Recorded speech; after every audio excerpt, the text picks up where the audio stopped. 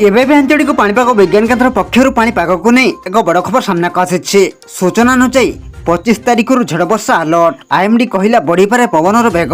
उत्तर पश्चिम भारत में प्रबल गरम आरंभ होता बेले उत्तर पूर्व भारत में प्रबल वर्षार प्रकोप जारी रही।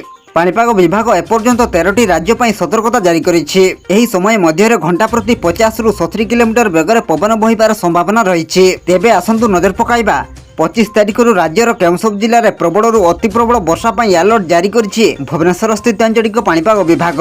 से नहीं भिडियो संपूर्ण अपडेट जानिबा, किंतु ता पूर्व भिडियो को गोटे लाइक करंतु एवं भिडियोटी को आपण मानक सांगसाथी मानक बहु मात्रा रे शेयर करंतु। जदि हम चैनल रे आपण प्रथम थर भिडियो देखुछन्ते ताहले एबे ही चैनल को सब्सक्राइब करी पाखरे थिबा बेल आइकन को प्रेस करी ऑल नोटिफिकेशन को ऑन रखंतु, जा द्वारा आगो को एमिति पाणीपाग संबंधी लेटेस्ट अपडेट आपण माने सर्वप्रथम हम चैनल माध्यम रे पाई परिबे। पाणीपाग विभाग अनुसार एप्रिल 25 तारिख रु 28 तारिख मध्य हिमाचल प्रदेश में वर्षा होबार संभावना रही। यह सहित 25 और 26 तारिख में उत्तराखंड में विक्षिप्त हालुका वर्षा होबार संभावना अच्छी।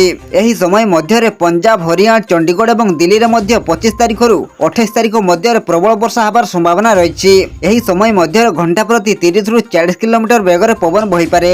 पाणीपाग विभाग आगामी 4 रु 5 दिन मध्य उत्तर पश्चिम मध्य एवं पूर्व भारत मध्य समतल अंचल में गरम लहरी आसबार संभावना थिबा सूचना देछि।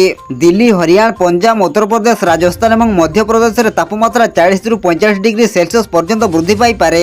एप्रिल 24 तारिख रु एप्रिल 26 तारिख मध्य अनेक अंचल में गरम प्रभाव तीव्र होबार संभावना रही। आईएमडी अनुसार दिल्ली तापमात्रा 40 डिग्री सेल्सियस अतिक्रम कर सारी। आगामी 2 दिन आकाश सफा रही आशा कराଯାଉଛି। तथापि पाणीपाग विभाग आईएमडी एप्रिल 24 तारिख रु दिल्ली हिट अलर्ट जारी करिछि। एही समय मध्य तापमात्रा 42 डिग्री सेल्सियस अतिक्रम करिपारे। परवर्ती समय एप्रिल 25 तारिख रु आकाश मेघुआ रहिबो एवं एप्रिल 28 तारिख पर्यंत मध्यम वर्षा होबार संभावना रही।